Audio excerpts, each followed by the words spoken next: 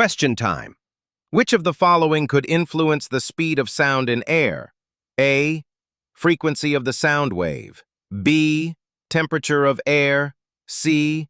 Humidity of air. Here are your options. 1. A only. 2. B only. 3. C only. 4. B and C only. 5. All A, B, and C. Time's up. What's the correct answer? Comment your answer below and tag your friends who love physics. Want to know the correct answer and a detailed explanation? Visit robotaqbank.com. Follow Robota for more physics hacks.